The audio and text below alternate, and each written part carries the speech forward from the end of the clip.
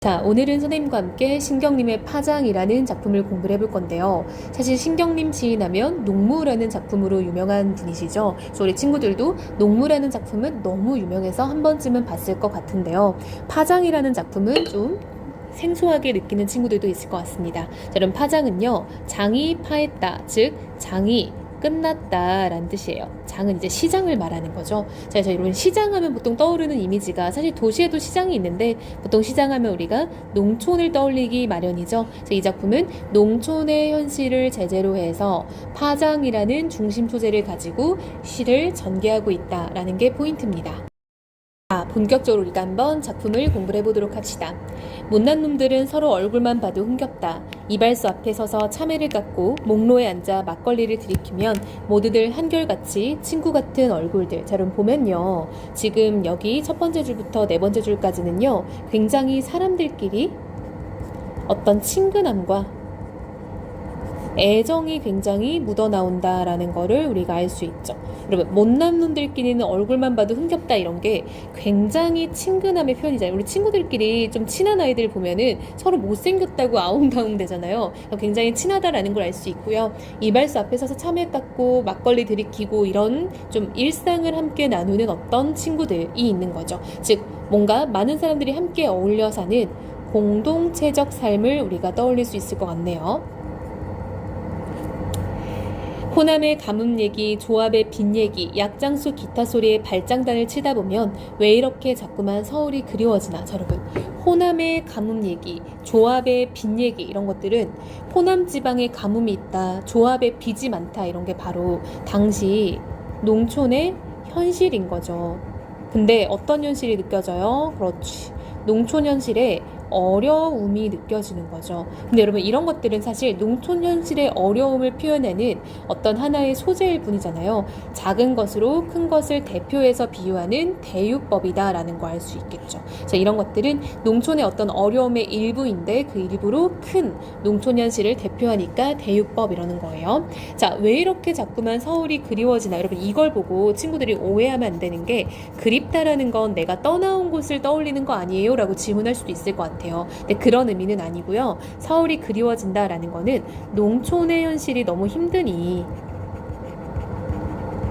차라리 우리가 농촌을 벗어나서 서울로 가야 되나? 우리 한국지리 혹은 통합사회 시간에 혹은 한국사 시간에 이런 거 배우죠. 농촌을 떠나서 도시로 향한다라는 이촌향도 현상이 여기서 지금 드러나는 거죠.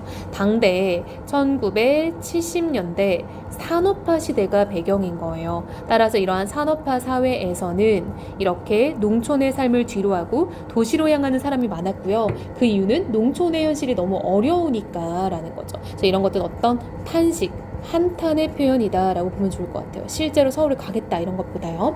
어디를 들어가 섰다라도, 그러니까 섰다는요, 약간 도박이에요. 보수업 같은 걸 말하는 거예요. 주머니를 털어 색시집, 아우, 유흥이죠. 별로 좋지 않은데 이런 것들은 다 현실을 도피하고자 하는 모습인 거죠. 즉, 회피적 성향인 거죠. 현실이 너무 어려우니까 그냥 하루 도박과 유흥으로 그냥 하루를 보내볼까라는 거죠. 학교 마당에들 모여 소주에 오징어를 찢다. 자, 여러분, 소주에 오징어 찢다, 우리가 술이 등장하는 것을 주목을 해봐야 될 것 같은데요. 작품 속에서 술은요, 어떤 체념을 표현하는 어떤 도구로 등장할 때가 많은 거죠. 즉, 현실이 너무 힘들다 보니까 그냥 술을 먹고 그냥 이 현실을 잊고자 하는 그런 행위에 불과한 거죠. 그래서 적극적인 어떤 극복 의지나 이런 것들은 지금 보이지 않네요. 어느새 긴 여름 해도 저물어. 자, 여러분, 지금 시간적 배경과 계절적 배경이 나왔는데요. 지금 계절적 배경은 여름이고요. 시간적 배경은 저녁이다라는 거 알 수 있겠죠. 자, 여러분, 해가 저물다라는 거는 하강의 이미지를 가지고 있기도 해요. 하강의 이미지는 대체적으로 부정적 요소를 표현한다. 고무신 한 켤레 또는 조기 한 마리 들고 달이 환한 마찻길을 절뚝이는 파장, 이라고 되어 있죠. 자, 여러분, 고무신 한 켤레, 조기 한 마리, 이런 게 엄청 장을 풍족하게 본 게 아니잖아요. 그쵸? 가난하고 어떤 소박한 생활이 드러난다라는 거 알 수 있겠죠. 근데 그것을 뭘 통해 보여줘요? 그렇죠. 농민들의 장바구니를 통해 드러나는 거죠. 이 장바구니를 통해 압축적으로 드러내고 있다. 라는 것도 체크하면 좋을 것 같습니다. 달이 환한 마찻길을 절뚝이는 파장. 자, 여러분, 달이 환하게 비쳐있는 마찻길인데요. 그곳을 절뚝이며 가고 있다라는 거예요. 즉, 여러분, 절뚝거린다라는 건 우리가 뭔가 걸음이 편하지 않은 상태를 말하는 거죠. 즉, 어떤 이 불구적 모습을 표현하는 거죠. 사실 이 불구적 표현은 무엇 때문에 나온 거다? 당시 농촌의 현실이 굉장히 어려웠다라는 걸 표현하는 거죠. 근데 또 다르게 해석하면은 이제 술에 취한 걸음걸이라고도 볼 수 있겠죠. 그래서 이런 건 좀 중의적 해석이 가능할 것 같네요. 그래서 장이 끝나고 돌아가는 어떤 귀갓길에 대한 표현이다라는 거를 알 수 있겠네요. 자, 여러분, 이 작품은요, 지금 파장이라는 소재를 가지고 농촌 현실의 어려움을 표현하고 있죠. 즉, 산업화 시대의